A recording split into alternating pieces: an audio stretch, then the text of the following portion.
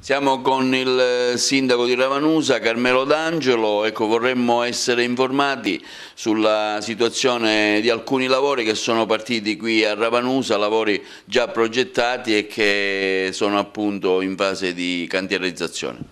Sì, sono contento che in queste settimane si stanno realizzando tante opere che abbiamo programmato e che stanno consentendo di tenere Ravanusa come un cantiere aperto. Abbiamo completato già i lavori in una scuola, consentendo agli alunni già di avviare le lezioni in questa struttura rinnovata, ristrutturata.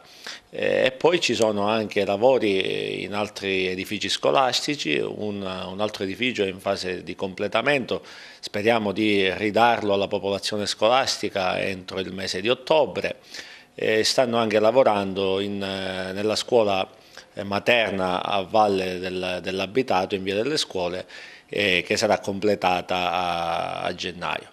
Molti lavori anche di riqualificazione urbana nel centro abitato, stiamo realizzando 2 rotonde in un'arteria fondamentale nella strada che attraversa tutta la cittadina, in fase di completamento anche diversi parchi gioco che stiamo regalando ai bambini di Ravanusa, e tante opere che stanno vedendo l'avvio e che veramente ci fanno stare orgogliosi dell'operato che sta facendo la mia amministrazione. A giorni, proprio questa mattina, abbiamo avuto l'incontro con la ditta che inizierà i lavori allo stadio, perché rifaremo il manto in erba e riqualificheremo la tribuna, e consideriamo che entro la metà di ottobre anche questi lavori inizieranno. Quindi il fatto che Ravanusa sia stato il comune più finanziato della provincia di Agrigento si sta tramutando in opere che si vanno realizzando e che consentono al comune di migliorare la propria vivibilità.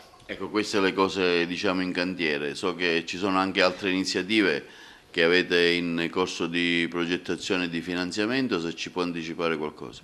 Sì, l'opera più importante che abbiamo programmato e progettato è quella del consolidamento di una grossa fetta del centro abitato, un finanziamento che già è in fase di gara e che darà la possibilità di consolidare tutta la zona del centro storico grazie ad un intervento tramite il Patto per la Sicilia che ci è stato finanziato dall'assessorato regionale al territorio e ambiente. Questo consentirà a tutti i cittadini che vivono in quella zona e a tutti i proprietari degli immobili che vivono in quella zona, oltre che di stare più sereni e vivere in serenità la loro vita, anche di consentire la ristrutturazione, perché dopo l'intervento in quella parte di territorio il rischio idrogeologico passerà da un rischio R4 a un rischio R2, R1, e quindi con la possibilità di intervenire anche nelle infrastrutture.